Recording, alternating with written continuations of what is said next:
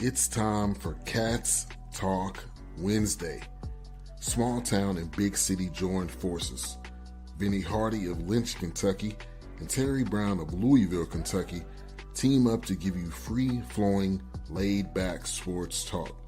Focus on Kentucky Wildcats, as well as pertinent information in the NBA, NFL, and Major League Baseball.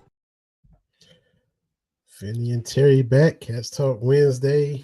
PS3 Network, PS3TVLive.com, on demand. It's on Roku, live on YouTube right now. TV. People want to listen. Spotify and all those other fine platforms.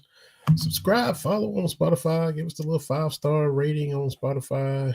We definitely appreciate all of that.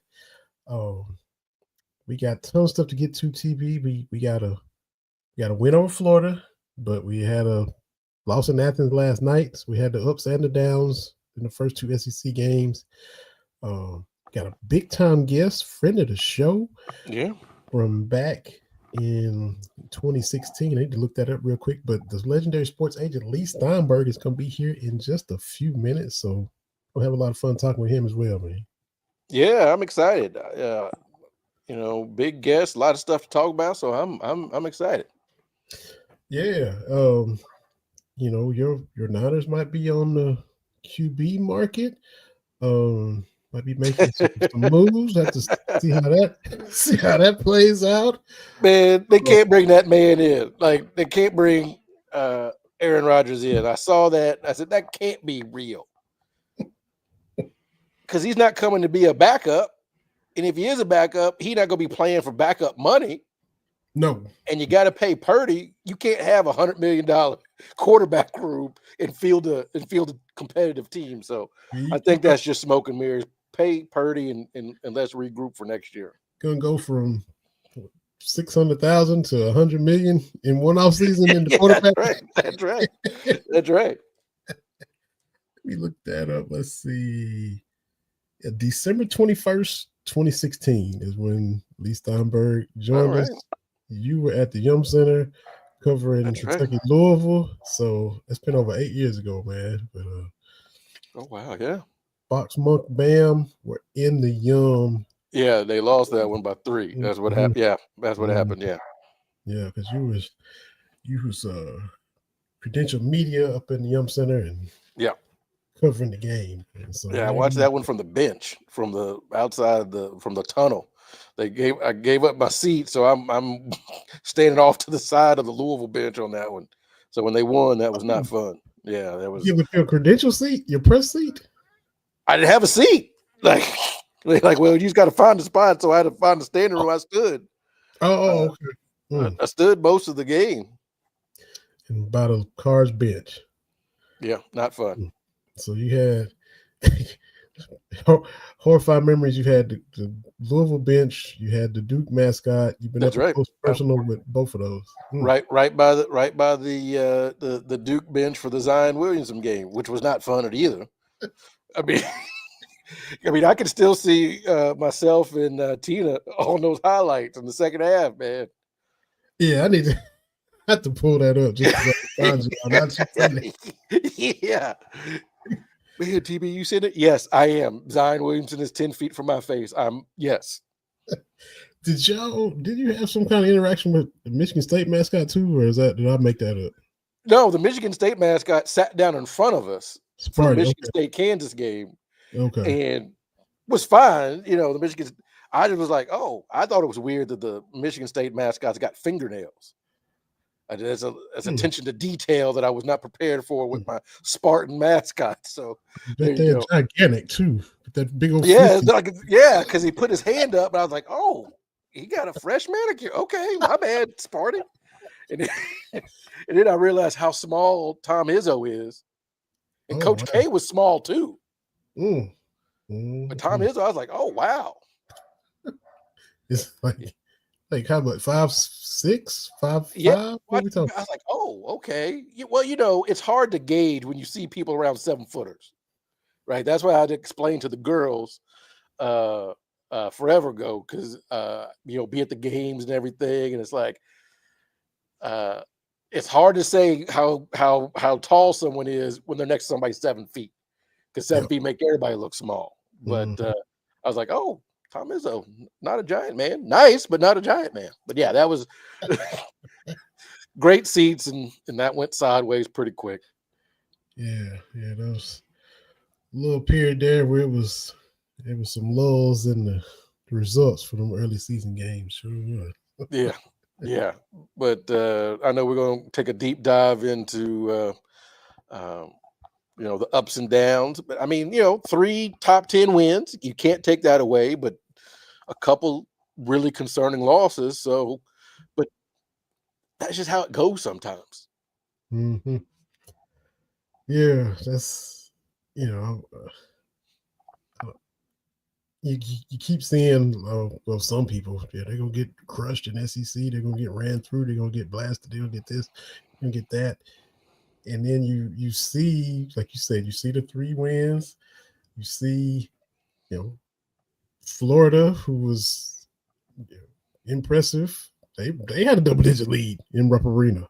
Yeah. And then you Yeah. saw the response, you saw the bounce back.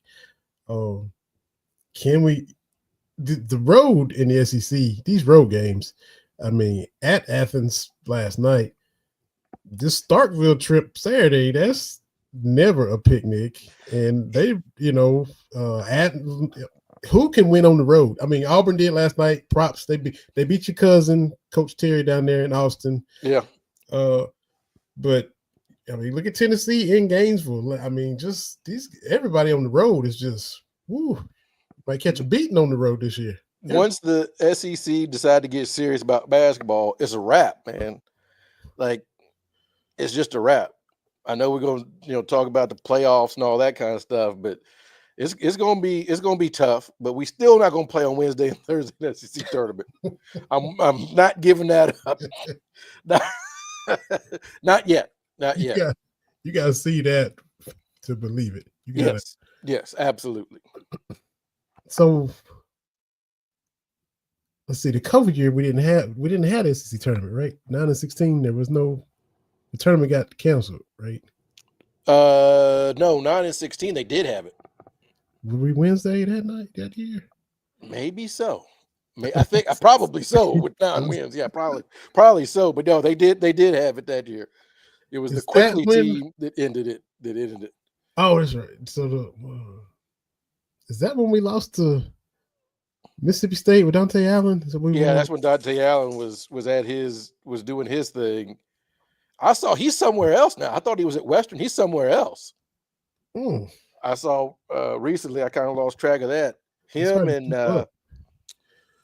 Devin Askew. Yeah, he went everywhere. It's been all over the place. I'm an everywhere man, like that. Like that song by Johnny Cash. I'm like, oh, that's right. That's right. Been a long time since I heard that name, Devin Askew. But no, a fully healthy season. No, we don't need to play on Wednesday and Thursday. Mm-hmm. Mm-hmm. And even though we've seen ups and we've seen downs, I still don't think they will. I think they'll figure out a way to still dish out a little more punches than they take. They took some punches last night. Yeah. But it's still a good team. Yeah. And that's the thing is it's still a good team. It's going to be one of these things like 90% of all the basketball teams out there. The margin for error is very, very small. Mm-hmm. And like you said, winning on the road in the SEC is going to be tough. So you got to hold serve at home and steal a couple of road games where you can. Mm-hmm. Now, where that's going to come on the schedule, I don't know. But whether or not you feel good about the games or not, we've got to play them. Right. I mean, that's the thing. We've got to go to Starkville. We got to go to Knoxville. We have to go to those places. And my whole thing is, look, it'll be a cold day in hell before I am worried about the SEC. Mm-hmm.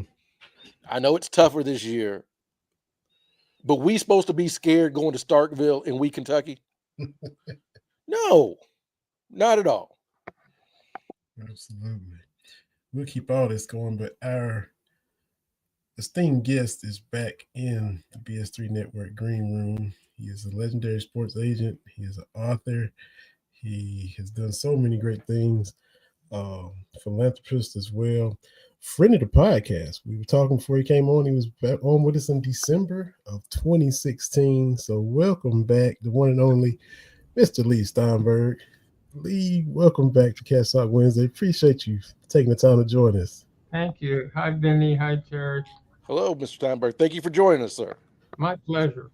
Yes, sir. Yes, sir. So, um, well, Terry, of course, is a big 49ers fan. So we were talking before you came on because you spent some time at UCLA. Then you went to California. So I just want to get your thoughts, first of all, on the Pac-12 now, just to see how that whole conference and everything developed with that. Just your thoughts being a West Coast guy on the league. I thought it was really unwarranted, unnecessary to have that kind of conference realignment. When you had the Pac-10 or the Pac-12, there were all sorts of traditional rivalries. SC used to play Stanford. Cal used to play UCLA. There's SC and UCLA. There were all these traditional rivalries. And because it was all basically on the West Coast, except for the Arizona teams, Colorado and Utah, there was a real symmetry to it. The games were easy to get to. The travel time was manageable. They scheduled some out-of-site games, but I thought conference realignment destroyed traditional rivalries. And then the travel time, if you're expecting these people to be student athletes, I went to Cal Berkeley. Well, when you walk across campus, you look out at the Pacific Ocean. Now Cal's in a conference located in North Carolina on the Atlantic Ocean, and you think about UCLA playing Rutgers and how far you have to fly. Normally, early in the season, you can schedule games which are intersectional, but I thought it was a disaster. As a matter of fact, between that and NILs and the introduction of gambling, I think three huge changes have occurred which really hurt college sports. Yeah. So it all happened so quickly too. It was just. And you know what it was, Vinny? It was the law of unintended consequences. Athletes felt ripped off on the campus because they saw their jersey number being sold. They saw the big crowds. They saw the TV contracts, and they felt like their non-athletic peers could work during the school year to supplement their income. So you had these athletes at need who really couldn't compete with the right kind of living accommodations or a car or whatever. With $5,000, you could have changed their life dramatically. And with no one ever anticipated NIL would now become free agency for high school players, bidding off the biggest colleges against each other for where they would go to school. And then no one thought that you would have complete turmoil in terms of rosters because of the transfer portal, which makes it really hard to follow players. But again, there was a player at LSU who ended up quarterbacking now at Michigan, right? So he was offered, I think, $4 million by LSU, and then a big Michigan alum offered him $14 million. So that's what has resulted. No one ever thought of the consequences. I think those top four conferences will sign all the good players. They'll play at an elevated level compared to everybody else. And eventually they're going to break away from the NCAA and do their own negotiating with the networks and do their own rules. So it's complete chaos. But do you think there'd be a course correction where it's kind of wide open now, but do you think we'll have a little bit more structure at some point? We can't keep, the status quo the status quo. So, TB, I think that the problem is who's going to be the governing organization that does that. I mean, you would assume it would be the NCAA, but what happened is California first responded to this back in 2020, and they passed SB 206 to say California athletes could hire a marketing director for marketing their name, image, and likeness. So every other state got scared to death that California was going to get all the good athletes, went to the NCAA and pressured them to adopt the same rule. The problem is they never established standards, limits, any procedural rules. So it's just anarchy. Now, we talked about you being an LA guy and going to Cal Berkeley. Is the no-Cal, SoCal thing, is that as big as we think, or big as us outsiders hear about that dynamic of how they can't stand each other? It's a funny thing because I've lived both places. I've lived in the Bay Area for a while in LA. In the Bay Area, it's very intense. Beat LA, beat LA. And they feel that, they're the elite, and LA is just this big materialistic place with all glitter, no substance. Mm-hmm. People in Los Angeles don't care. So they're not sitting in Dodger Stadium saying, beat the Giants, beat the Giants. But Northern California feels that. So it's a one-way rivalry. Interesting. Did you cross paths with Lou Alcindor in your year at UCLA? So I went to UCLA my first year, and I took a class called anthropology, and I didn't even know what the word meant, but you had to sign up for classes, and I didn't have enough. Anyway, one day I walk in, and I'm late for class, and there's only one seat left, and it's right in the middle of the auditorium, and I go sit down in it, and all I can see in front of me is darkness, blackness.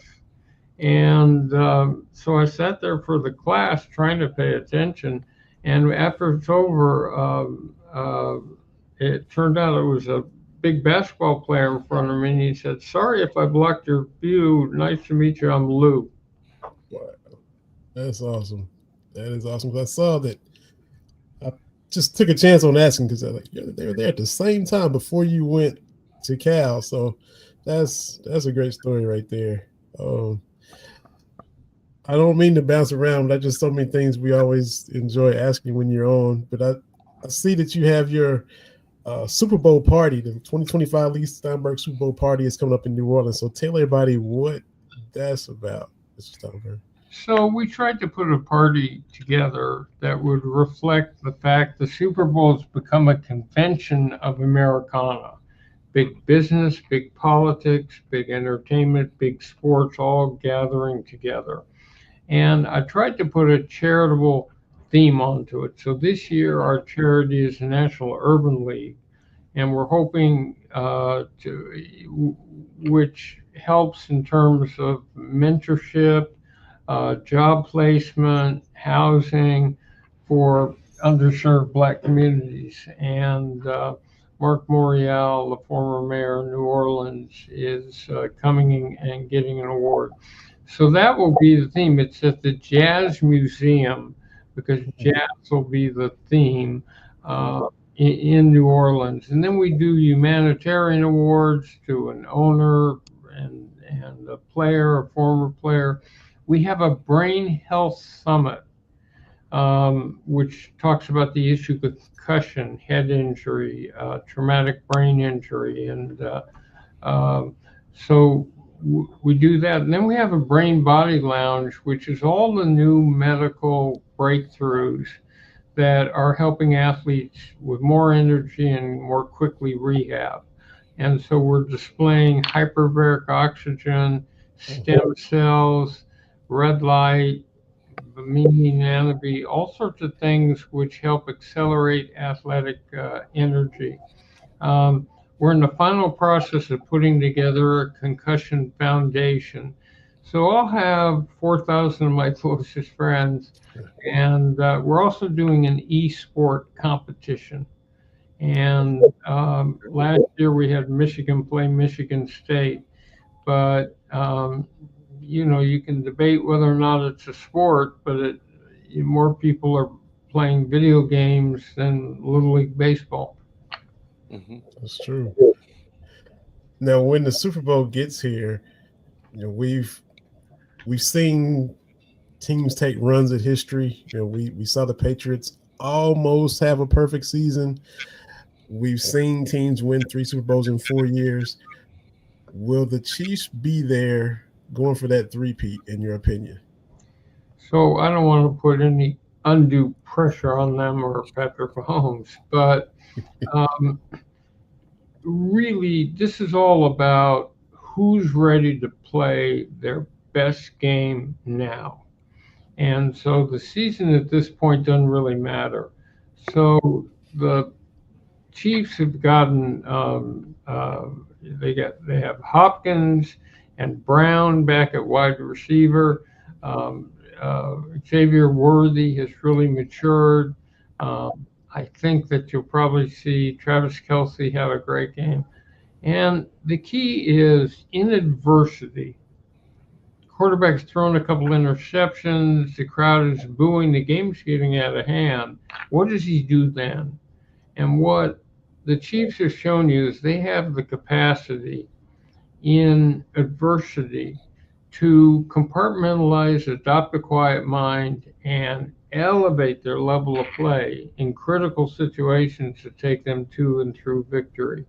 So there's a lot of good teams. I mean, Baltimore, the Bills are playing out of their minds.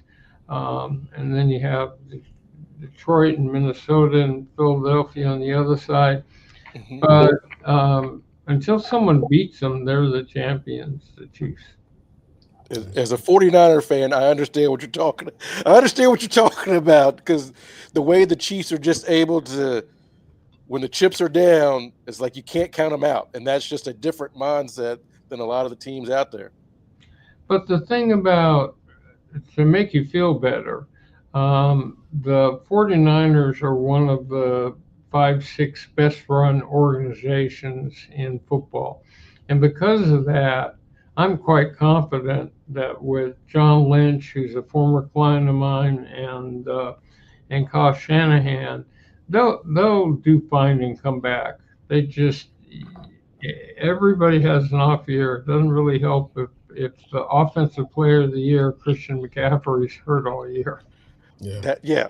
Missing those guys certainly hurt. I understand. I want to just go to the subject of a couple of contracts, Mr. Steinberg. For me, sometimes I think we kind of get desensitized to the years and the terms. The one that I think really, a few years ago that maybe stopped me in my tracks, the A-Rod, 10 years, $252 million. Oh, Kevin Garnett, somewhere in that same range, 6 years, $126 million. Whoa, those two. And then you kind of get numb to it all.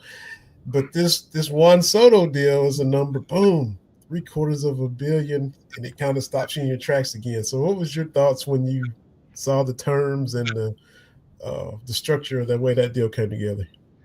It's free agency is generally going to produce larger and more explosive contracts because people bid against each other.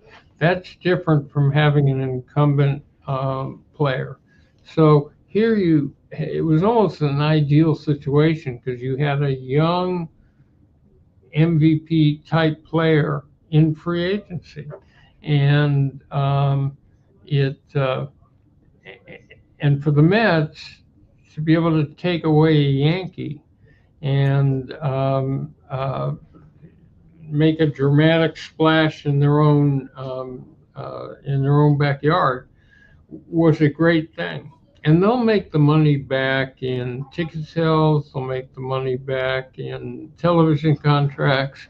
So as long as television continues uh, to view sports as a loss leader, a great way to bring viewers to your Monday through Friday programming by showing promos. As long as that keeps up, there's no limit to the amount of revenue coming in, and therefore there's no limit to the size of the contracts as you see with football quarterbacks. So I don't mean to put you on the spot, but with him signing that 750 plus million, we're gonna get to somebody that eventually has $1 billion contract. Is that person in the pros now, or is that person in college or high school? Do you think there's a player now that, hey, I think such and such will get it in such and such a year, or is this still some kid that we don't know yet, in your opinion?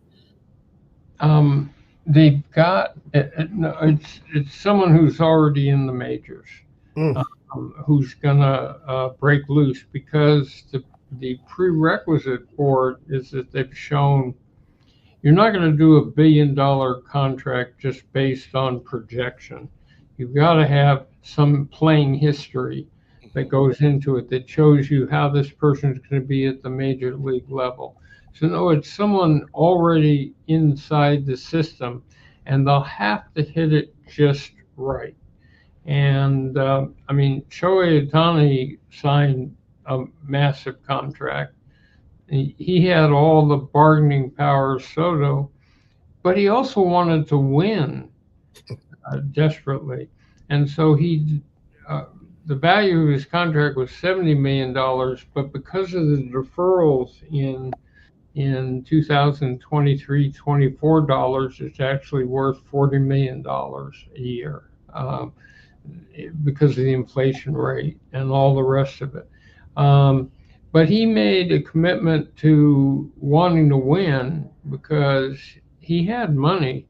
He just had sat there with the Angels forever, being a marginal team. And they're right here in Orange County, and they're still marginal. Yeah, they sure are. They are consistently marginal. You're exactly right. You wrote a book, Mr. Steinberg, The Agent, My 40-Year Career Making Deals and Changing the Game. That was published 10 years ago. So now you're 50 years of making deals and changing the game. What's changed the most in those 10 years to you, and what stayed the same more so in those 10 years? Well, first of all, you have to look at the way information is conveyed. So even 10 years ago, people were reading a daily newspaper as their primary source, watching network TV, listening to AM sports talk, and all the rest of it. And all of a sudden, you have this revolution, which is everything's on the internet and on the computer or on a phone. So information flows in a completely different way, and the currency for marketability for a player becomes how many followers does he have on TikTok or Instagram or all the rest of it. So that's the first major change. The second is NILs, which again changes everything. The next is the fact that they're allowing gambling at sites where you can go to the Washington Commanders game and place a bet. And the speed, as you pointed out before, with which that gambling has happened, you can't watch television without seeing DraftKings and FanDuel and one, or Jamie Foxx doing MGM. It's just one after another. So that's a basic change. The evolution of fantasy sports has become, and fans looking for ways to interact. So I'm going to describe all that in a book that'll be out in the spring, which I've just written, which is called The Comeback, Resilience, Empathy, and What Matters. So that probably is out like in April or May. So I sort of describe the 10 years since then and what's happened. And if Rip Van Winkle had gone to sleep back in 1975 when I started, and each team was making as their share of the national TV contract $2 million, and franchises cost $16.5 million, and he woke up today, he'd be in culture shock. I mean, he would probably just go back to sleep. Absolutely. Yes, sir. No doubt. No doubt. Well, Mr. Steinberg, we're both, Kentucky guys, born and raised in Kentucky. So have you been through Kentucky a lot or spent a lot of time in Kentucky? I have been to Kentucky. I remember years ago, I didn't sign him, but I was, I didn't sign him, but I was there. I was recruiting a player who was quarterback, first pick in the draft, Tim. I'm blanking for a second. But end up, and I asked him what his address was, and he said, I live in a holler. Just come to town and just ask somebody at the grocery store how to get to my house.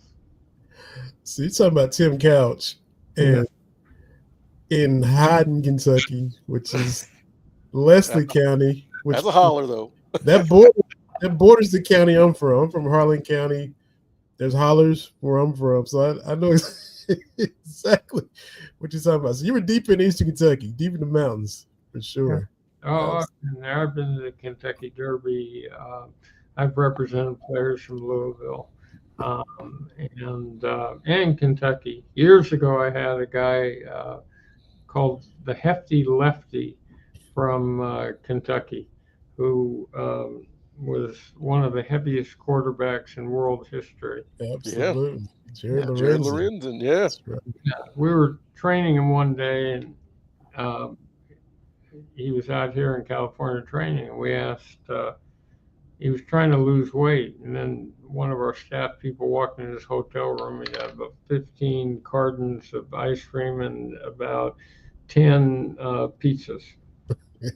That was him. Mr. Jared, all right. That was Jared for sure. And you mentioned the Kentucky Derby. I'm from the hollers. Terry's the city guy. He's from Louisville, so he's from Derby country for sure. So I'm from the Derby, yes, sir. We got the whole state covered. That's right. No hollers where I'm from, though. So I loved it back there. It was really pretty, all the trees and foliage and stuff, and bourbon and some of the other products. That's it. Yeah, he knows our state well, Terry. That's right. You say bourbon, that's Kentucky right there. That's right. Well, Mr. Steinberg, we can't thank you enough for taking time out of your evening to hop on with us. It's always an honor to talk with you. Looking forward to the new book coming out. Appreciate you telling us about that, and just congratulations on everything you've done, and thanks again for taking time to hop on with us. Well, we'll have to make it quicker than 8 years the next time. I didn't want to bother you. I didn't want to bother you. But we certainly appreciate it. We sure do. Best thing to do an interview every 8 years. we may cut it in half next time and shoot for more. I'll reach out a little sooner. I sure will. Thank you so much. Thank you, Mr. Steinberg. Oh, you're welcome. The one and only Leigh Steinberg, friend of the podcast TV. With some Jared Lorenzen and Tim Couch nuggets. Oh man, I can only imagine.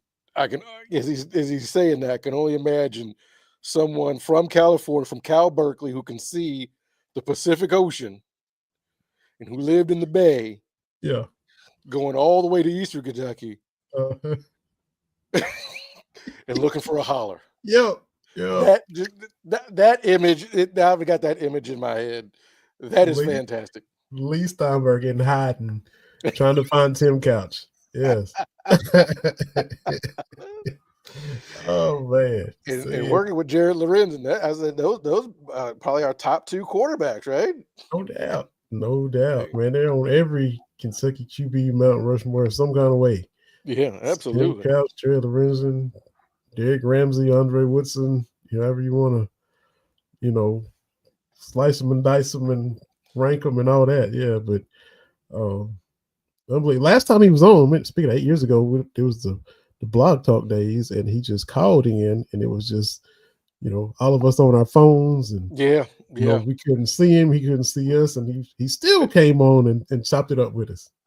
Pivot to video. Here we are. But no, that was fun. When you said he was coming on as good stuff, and I was well behaved this time. I did not push any Patrick Mahomes slander because the universe has seen fit.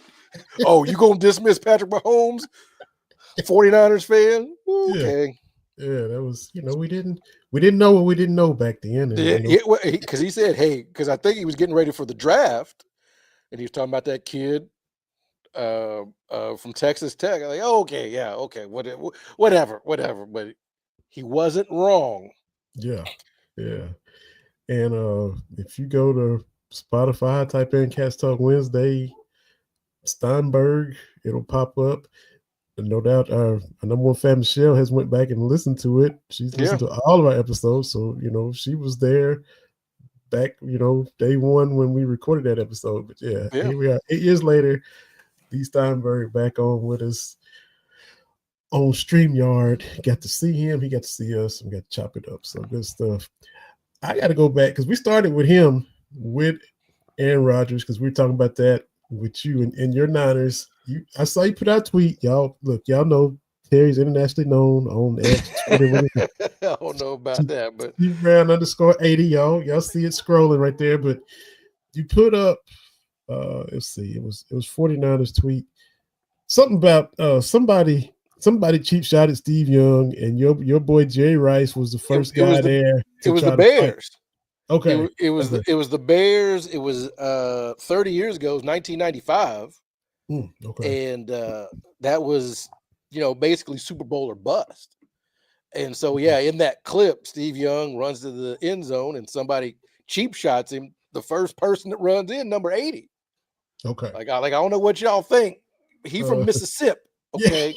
He from Mississippi. All right. And he used to catch bricks. And so,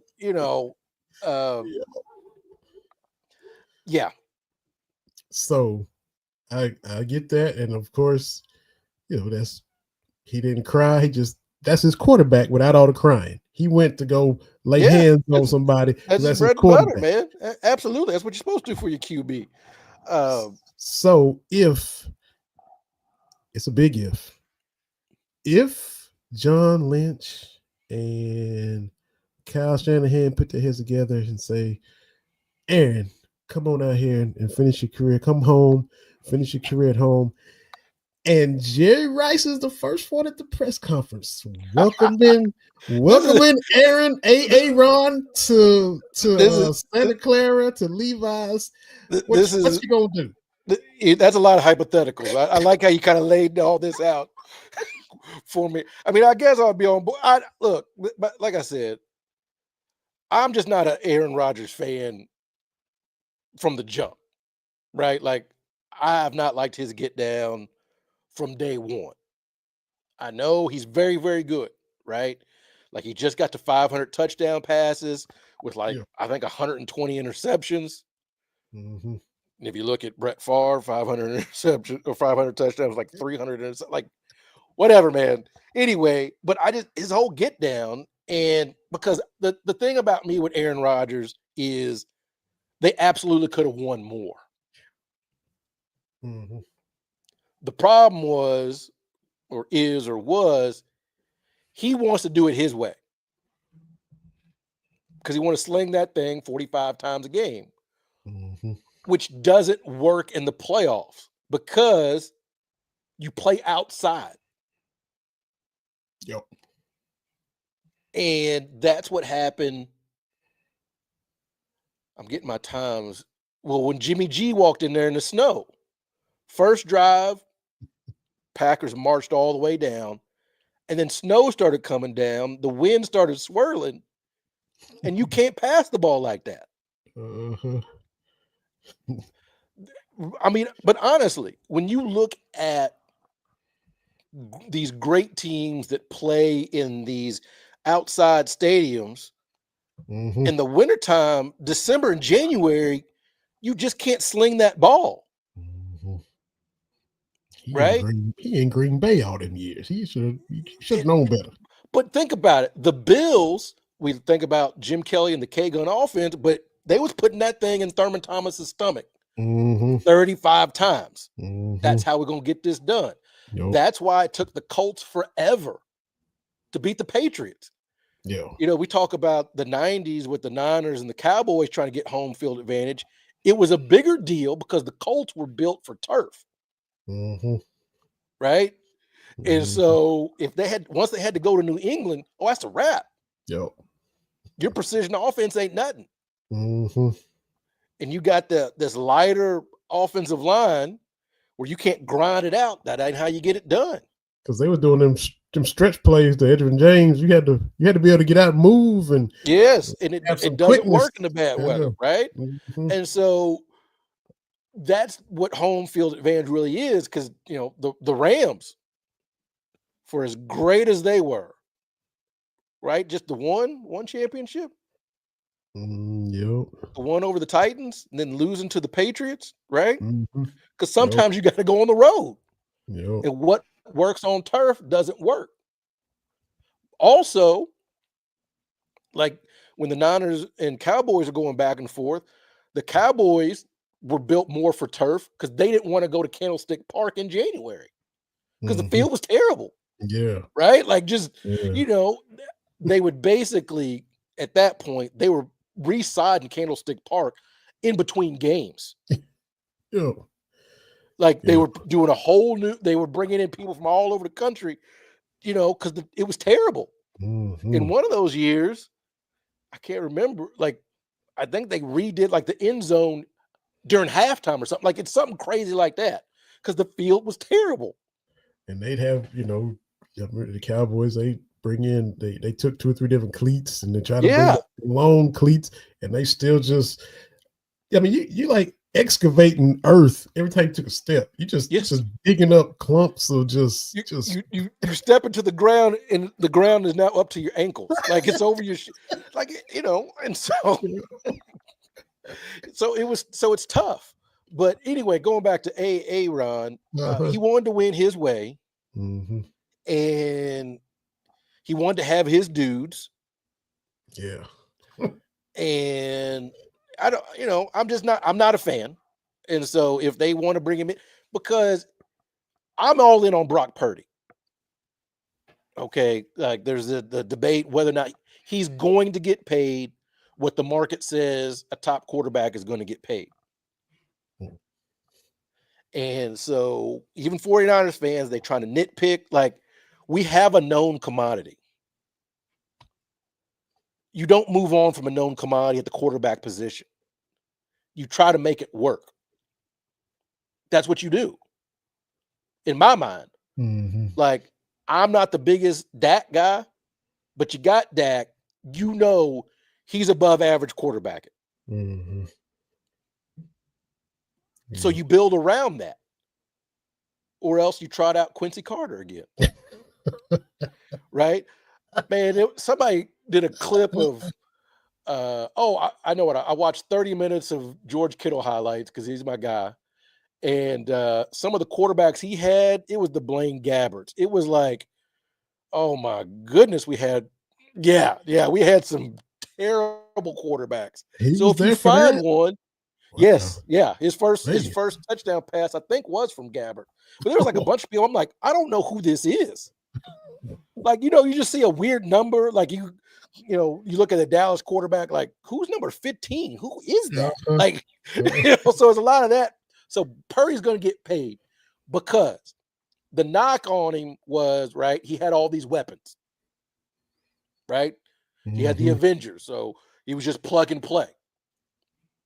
But I always push back to, I watched the Detroit game last year, the NFC Championship game, when the 49ers are down 17 points and Detroit had stifled CMC.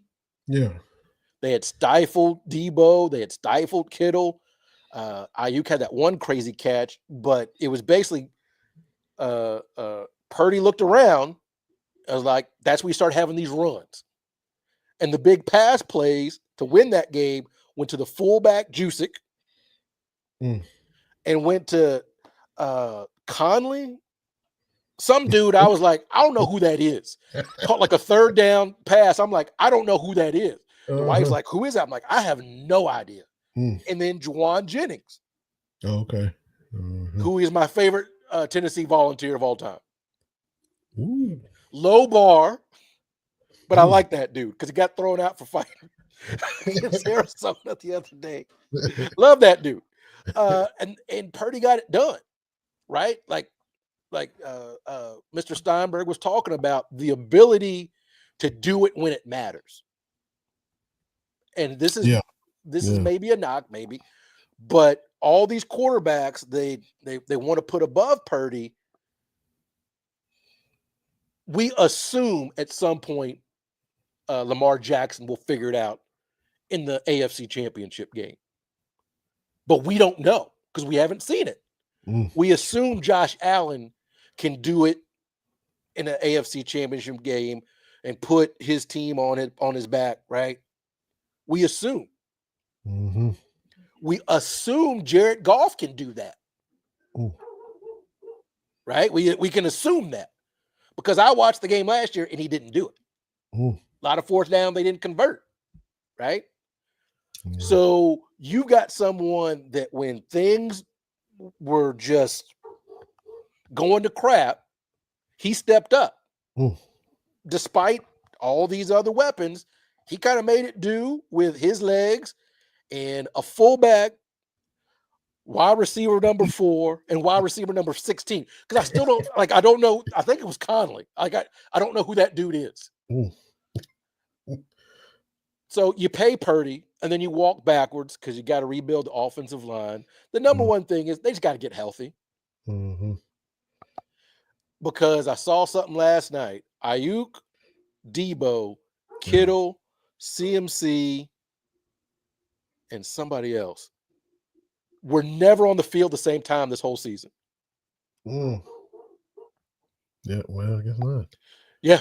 I was like, about week 1, but yeah, McCaffrey never played. Yeah, he was. Yes. So, this season is a wash. You pay Purdy. Hey, I tell you, Ricky Pearsall really, people, some 49ers fans try to call him a bust. I'm like, he got shot before training camp. Like, let's like a through and through shot. And so he showed last couple weeks. I'm like, okay, so run it back. So y'all got another defense coordinator because y'all told what's the name to leave. And Sorensen got to go. Y'all some coaches. He Shanahan already kind of he quick with you got to go.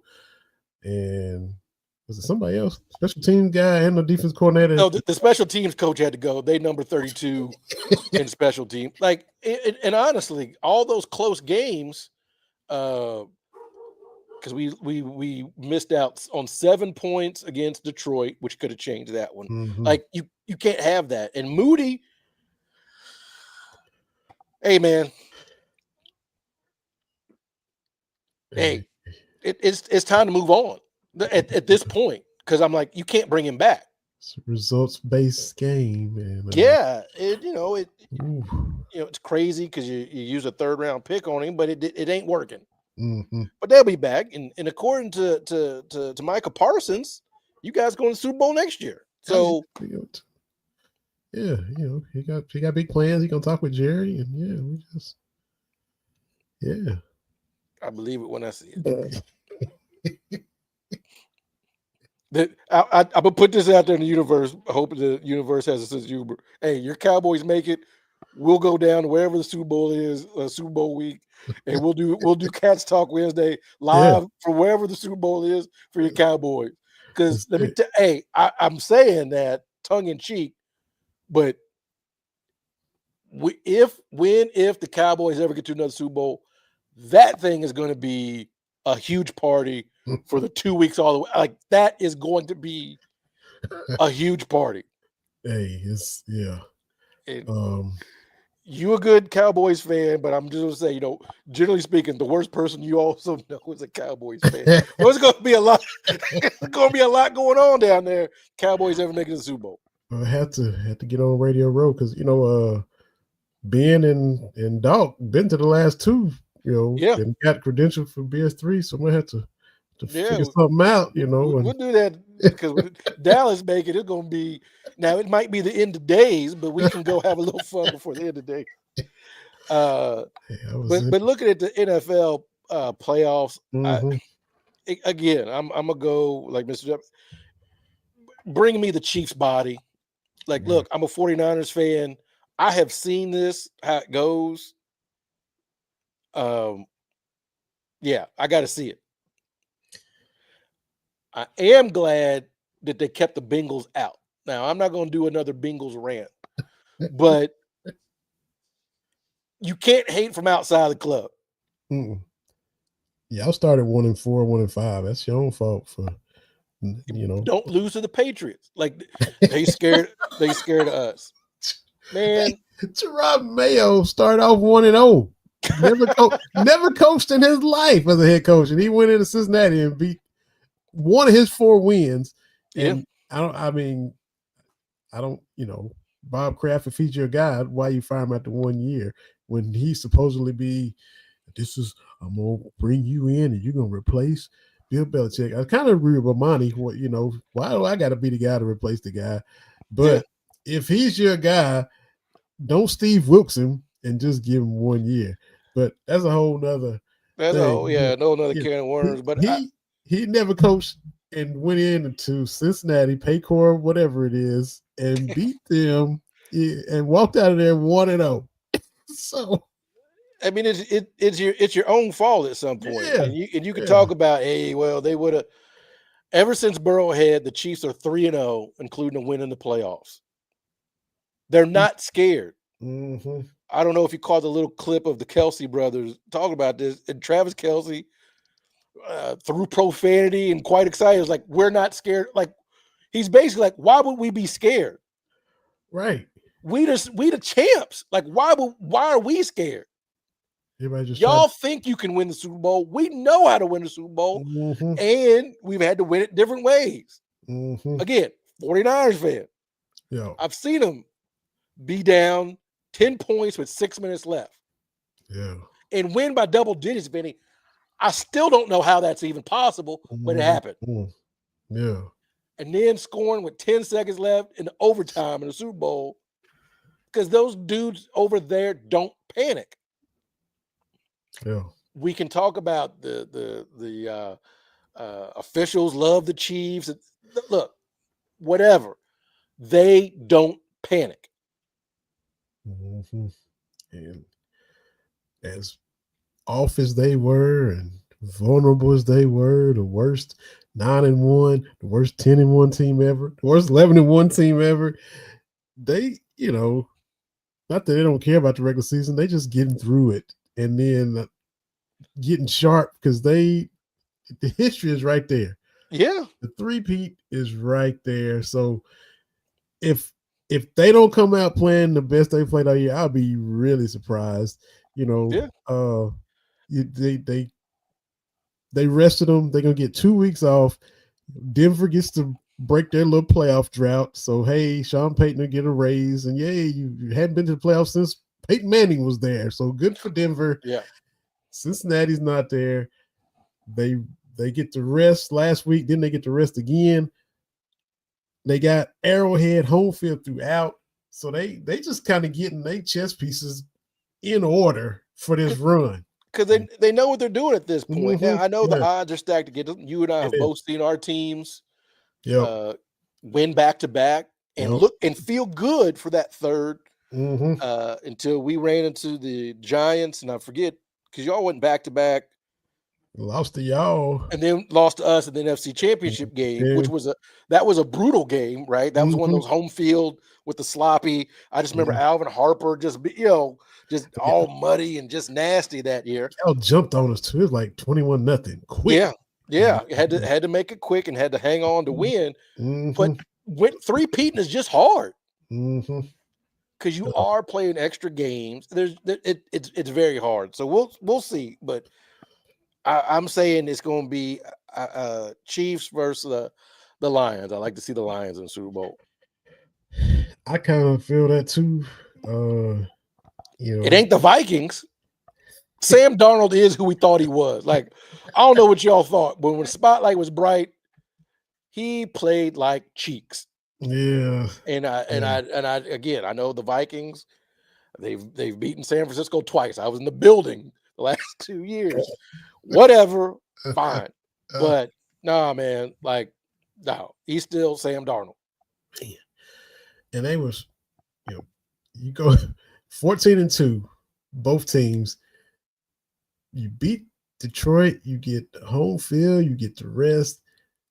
Got drilled, and now you're the 5th seed and got to go to LA to play the Rams after this season. So, I mean, they might not get by the Rams. It's that far of a line. You go from the 1 seed to the 5th seed, so, and look, you might be one and done. Hey, but one thing though, your Texans are playing Saturday at 4:00, like they always do. So they are the early game on Saturday again. I retweet a lot of anti-Cincinnati Bengals stuff because it is funny to talk about a team going for their 4th Super Bowl in 5 years. They scared of you. That is a dumb statement to make. Like, we don't know who you are. It's like those early 90s Nets teams and Hawks teams that the Bulls would like sweep out of the first round. Like, oh, they no, man, no. No,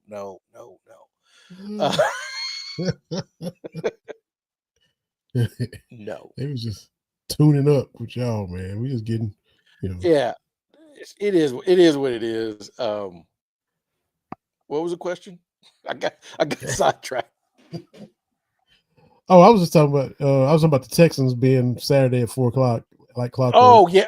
Well, so I'm tweeting out all this stuff, and a lot of Cincinnati fans in my mentions. But one, I wasn't even trying to slide them. I just know there was like 4 years straight. It seemed like it was the Texans and the Bengals that played that Saturday night. Oh, that's right. The 4:00 playoffs have started. Yeah, like the sun's still up. Like, what do we do? Like that game. Like it was, they always played that game. It was always Matt Schaub and Andy Dalton, and you're just like, I think it was Kubiak the coach of the Texans, and Marvin Lewis, and it's like, yeah. So that wasn't being snarky. That was just like, wow, they played that game a lot. And you said the sun was still up, and it gets dark early this time of year everywhere, and the sun was still up. That's how. The sunset at 5:12. The sunset at 5:12, and they already halfway through the first quarter. So hey, the Texans, that's just their spot, man. Yeah, I thought for sure they'd get a different slot, but I don't. That's what I get for thinking, because there they are, starting it off. So I don't know. They haven't been as good as everybody thought, but they playing the Chargers. The Chargers are another team. Both of them. The Chargers like to choke. They choked in Jacksonville a couple of years ago, up 28-0, and gave that away. So, yeah. What is Good for those teams. There are a lot of good for those teams getting in the playoffs. Good for them. Exactly. Now, you get Pittsburgh and Baltimore. Lamar got some pressure on him to do something and make a run. Everybody wants to be where Mahomes is. Josh Allen gonna start getting that pressure. they're the number 2 top contenders to the Chiefs. But Mike Tomlin ain't won a playoff game since Denver was probably last in the playoffs. And the pressure going to get on him. You lose to Baltimore and don't win the playoff game again. Or it's just the Steelers just going to keep him like, this is what we do. We kept Chuck Noll for 100 years, kept Bill Cowher for 50 years. We're going to keep Tomlin for 45, 50 years. I understand, he's never had a losing season. I get that, right? That means something. But at some point, it may just be time to make a change. That's my thing, because having non-losing seasons, that's great, but it just keeps you in that mediocrity. A little elevated purgatory from something. Right. Yeah. And that's the worst place to be, because you're not going to ever draft someone to impact, right? That you either want to be challenging for a championship, or I hate to say rebuilding, but those are your options. Because if you're just 8-8, 9-7, well, used to be 8-8, but like that 9-8 and 10-6. It sounds so weird. Yeah, the 16 was perfect. 8-8, 9-7, 10-6. It just, we grew up with that. I mean, there's probably old people back in the 14-game seasons had problem with 16, but at least it's an even number. But the 17 is just weird, It feels weird. Yeah. That was a 7-10 this year. Yeah. So outside looking in, sitting at home, and what are we gonna do? Is the Bears trying to holler at McCarthy? And I think Jerry said no, so he still don't have a contract. So I guess they gonna do some kind of 11th hour deal. He gonna keep us in the news with this McCarthy stuff, and but look, we'd much rather be in the news. You know who I want to make the conference championship in the NFC? Washington. Oh God. Oh. Because Washington and Detroit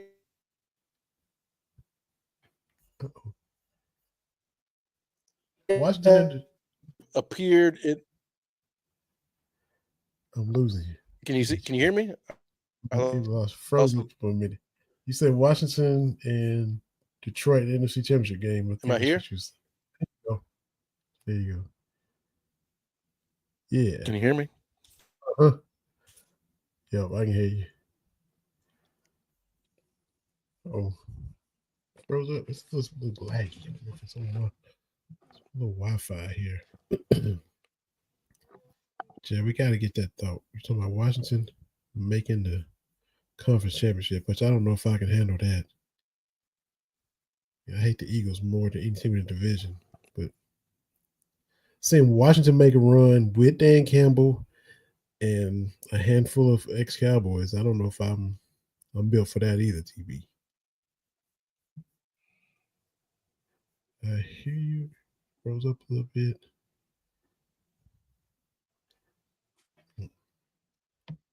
TB back. See if we can get him back here.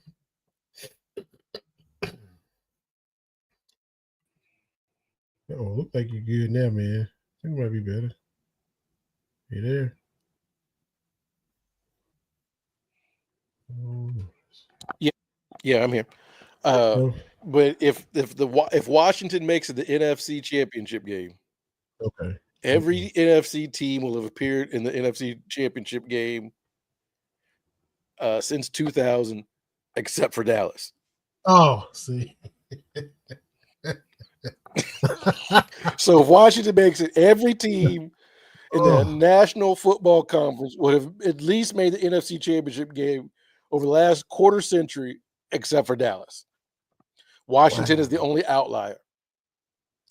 Man, so that's wow. So that means the Falcons, the Saints, the Panthers, the Bucks, the Giants, the Eagles, the Bears. Seattle. Yeah, the Bears even made a Super Bowl. The Bears made a Arizona, Minnesota, Seattle, Arizona, the Rams.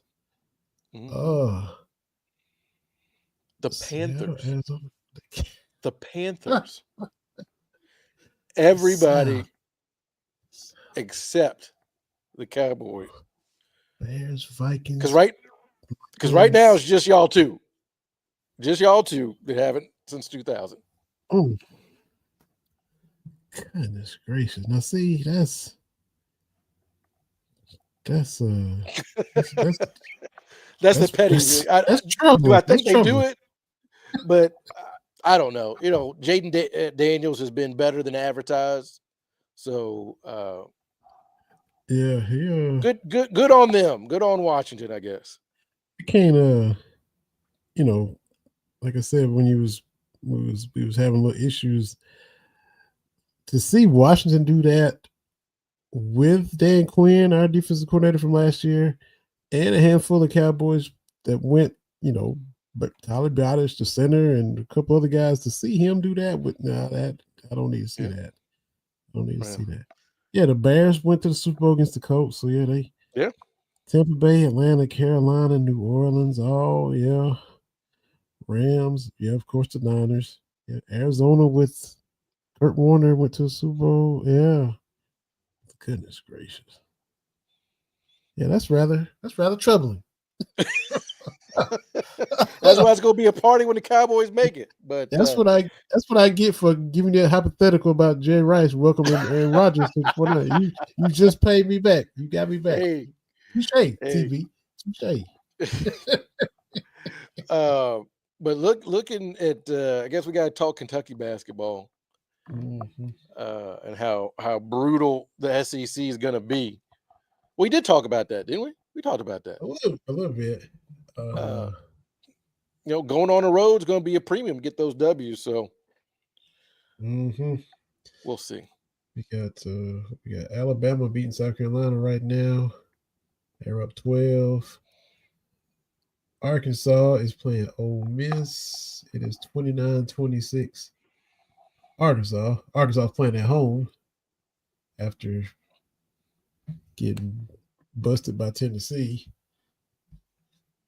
Tennessee fell from the ranks of unbeaten. It was bad for us. It could have been worse because we could have lost by 40, whatever it was, like they did. Well, that was by 30. They was trailing by about 40. They had 6 points well into the first half. I flipped from Kentucky. I saw somebody on Twitter saying Tennessee's on pace to score 24 points tonight. I went, what? Yeah. So I flipped over there. It was up like 20-something to 6. Yeah. Whatever. I'm tired of Tennessee. The only person from Tennessee I'm rocking with, like I said, is Juwan Jennings. Everybody else is suspect. Well, I guess I gotta say Dalton Connect. Oh yeah. Yeah. How's he doing? He doing all right? Pretty good. Yeah. I mean, he's ready to play. So I know we've been waffling between the 4 seed and the 6 seed, which is better. Yeah. It's better than it has been because I'm tired of I don't want to do a play-in. I don't want to do that. I don't want to do that anymore. We should be better than that. Yeah.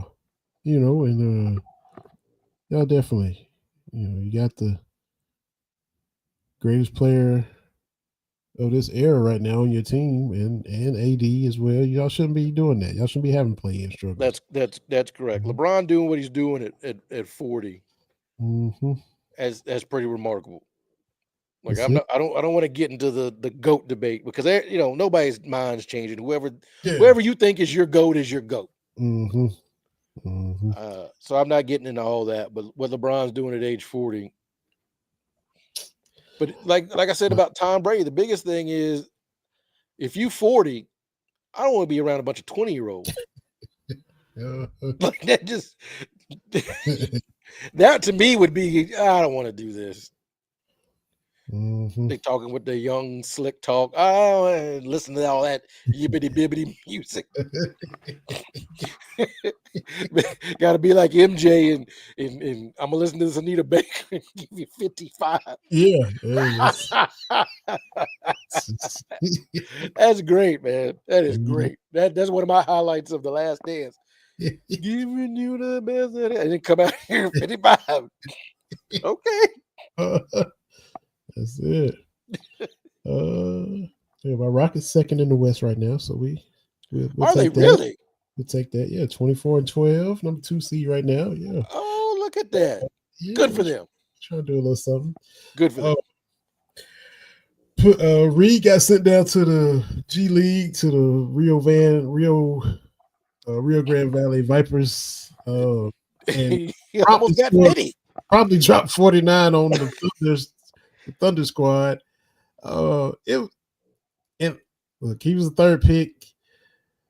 You go into a team that almost made the playoffs and are improved. You got a ton of guards. You got Jalen Green. You got Amen Thompson. You got Fred VanVleet. You got Cam Whitmore. It's the backcourt is pretty thick. You want to get to play a lot. Wasn't providing that shooting. You kind of saw rumblings a few weeks ago that it might still go down, send him down to the G League for a little bit. That way he still gets to play and he can run the offense and he can get in a little rhythm. And wow, he did. The talk is now he might be back pretty quick, back up with the Rockets. So that's why I didn't rush out to see if they were coming through Iowa for the G League. Yeah, because I was like, well, he ain't gonna be here that long enough for them to come through here. Yeah. End up with another Oscar situation. Right. You're missing out every time. They just dangle it in front of you, then they nope. Man, he was with the Pacers for 1 week. The one time the Mad Ants came through town, I was heated, man. Yeah, that's. I was ready to act a fool.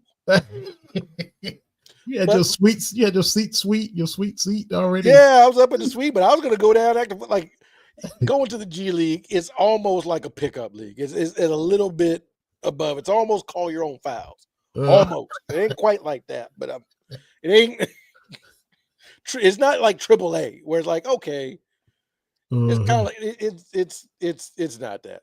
Mm-hmm. So I was looking because the Rockets are in Atlanta this Saturday, and then I think the Vipers are playing like the College Park, Georgia. The Hawks affiliate, but we're supposed to get dumped on. We're supposed to get 6-8 inches of snow. So I'm like, well, that ain't gonna work this time. So yeah, I was looking around and seeing if we just make a quick trip down there too, but this weather forecast is probably saying, "Hey, man, just you need to chill." So yeah, it's like EPMD. You got to chill, baby.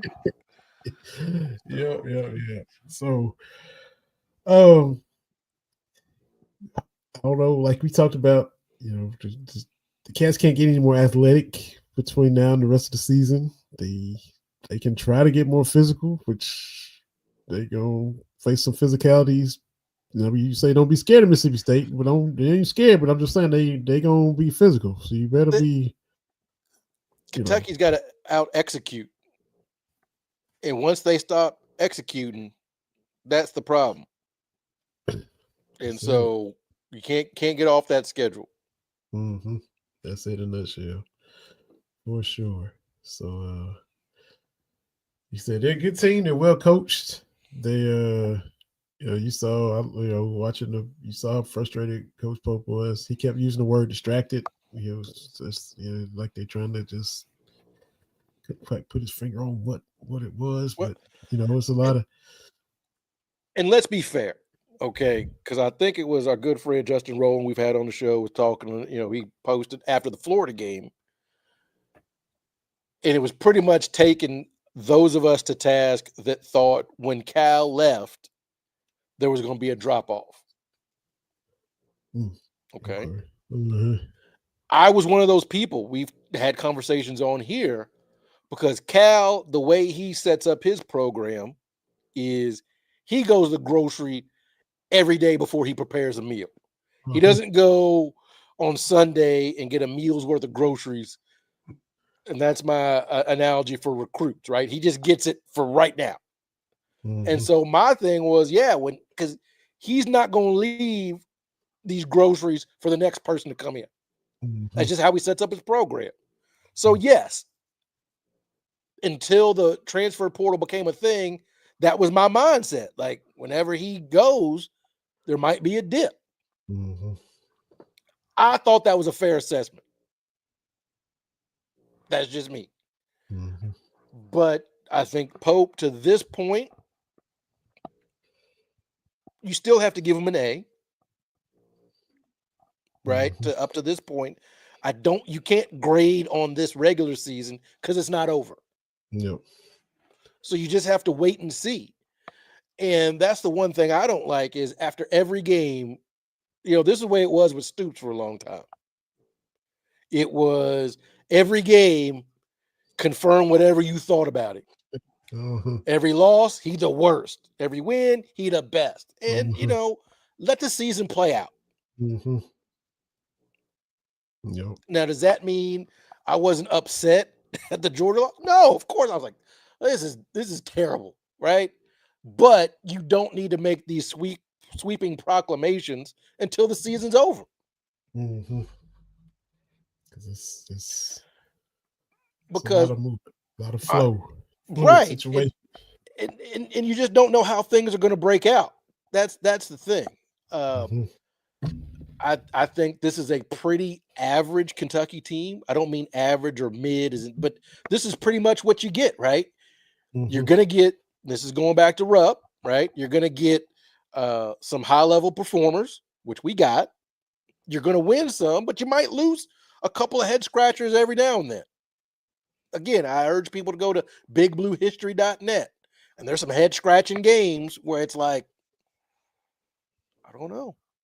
Mm-hmm. And I'm not talking about like the 96 team, right? Like the team that 1 or 2 losses, the great team. I'm just talking the 98 team, right? I think lost to Ole Miss and Louisville in the regular season, right? Mm-hmm. And those teams weren't very good. Mm-hmm. Actually, I think Ole Miss had that Ansu Cisse. But anyway, I just remember, I think that was their 10th time beating Kentucky ever. And it was a big deal. I just remember. But my point is, yes, we've got our great teams. Most of our teams are like the 2020 team, the 2017 team, right? The 2014 team, the 2011 team. Very, very good. Yeah. Can beat a lot of teams, but can also lose to some head scratchers. Mm-hmm. That's just how it goes. So I'm not going to say that this is a failure. He's got to go or anything like that. Yeah, you see that like, oh, people would rather be wrong than be right than see their team win. Mm-hmm. I told you, Coach Pope wasn't. We don't know. Like, you can't make this determination 14 games into the season. Mm-hmm. Yeah. You just can't. And so we'll just see what happens, man. Like, whether or not you are looking forward to or not, they still got to go to Mississippi State. Mm-hmm. Like, we still got to play the rest of these games. Yep, that's it. We're not bringing any new players in. Mm-hmm. This is kind of who we are. We got to figure it out. That's it. So I can't. I know I get accused of being a sunshine pumper, but I can't just sit here and be miserable while consuming sports. Mm-hmm. Yep. So we'll see what happens. Saturday night and going forward, Alabama and the Tennessees and everybody else coming up. We'll see how we do, and it'll be ups and downs, and we just ebb and flow with it. So. Yeah, like and that bizarre early tip off. Like, it was 10 o'clock Central Time. I'm like, I can't even get a brunch in. What in the world is going on? Kay's like, you clean early? Yeah, I'm bringing the stuff out. Yeah, earliest ever, man. Yeah, well, last night I didn't do any cleaning because I was like, I don't think it's gonna have any. Like, there was no stress because I'm like, we're not gonna win this one. Just let the cleaning go for last night. Yeah, that's stress. She's like, you're not gonna do it? No, it's good. I'm good. Mm-hmm. she could tell my mindset with my superstitions kind of stuff. Like I told you, I don't watch field goals for my football team. But this is what happened on Sunday. On Sunday, I'm like, oh, we got the Cardinals. Mm-hmm. That game, I don't think it had been a while since we had been the game of the week here in town. Okay. And Kay's like, I think the game's on. I'm like, I don't know. We'll see. I'm like, oh yeah, it is. And so I turn it on. I'm watching. And Moody out here kicking. She's like, you don't step out? I was like, nah. And then he kicked it wide left. I was like, yeah, that don't make no difference. Playing out the string right now, you know. Yeah, man. Yeah. You keep that for when it's purposeful, the meaningful cleaning, when it actually means something. You close your eyes for field goals when it's like meaningful. When I don't just close my eyes. No, this is what I do, Vinny. I mute the TV. I go to another room and I sit there. And Kate says it's good. So the Robbie Gould field goal against the Packers, I didn't see it live. He's lining up. I step into the hallway, mute it, and I'm like this, crouched down. She says it's good. And then I do my dancing video. That's what I'm missing for the 49ers being a playoff. I got no dancing video. Yeah, man. You gotta, you can tweak the repertoire for next year. That's all you can do, man. Yeah, I'm a practice because I do love my annual Beat the Packers. It used to be the Beat Aaron Rodgers, now just to Beat the Packers dance and putting the Cowboys out of the playoffs. Yeah. Got a little dance for that. Yeah, all the hits. It's hard coming up with new ones, but no. Yeah, man. But go Cats! Look. I just can't sit here and be like, oh, they're gonna lose all the games. Then why are you doing it? Yeah, right. Yeah, I don't. Yeah, Well, sometimes you might think I'll be like, yeah, it's to be like that all the time. No, just I can't sit here and be miserable because why are you consuming this stuff if it makes you miserable? Right. Exactly. Well, we hope we don't make listeners and viewers miserable. Everybody enjoyed what they saw and heard, and thanks to Leigh Steinberg. Absolutely, always fun talking NIL, talking contracts, little Kentucky flavor. Yeah, gave a shout out for bourbon, so thank you for that, sir. Yeah, a lot of fun. So, if y'all missed it, be sure to follow us on Twitter or YouTube, Spotify, or wherever you get your podcasts. Go back and hit that up and check that out for sure. Thanks to BS3 Network for letting us on here every week. I knocked the dust off my little writing. I put a couple articles up on their TV a few weeks ago. So I've thought about that. I kind of miss writing my thoughts and everything like that. I might have to do that myself. I did a couple. Did one back before Kentucky played Gonzaga because it was like ACC because they went across the country like the ACC does. You went from Clemson to Spokane and did a little article about that. And then I nerded out and did a alliteration article because this team that we're talking about has more alliteration names, thanks to Big Blue history, than any other Kentucky basketball team ever. Because you got four guys: Ansley Almanor, Kirk Kreisler, Colin Chancellor, and Otega Owe. Four guys with alliteration names on this team, and that's the most ever before that there's a few teams that had three.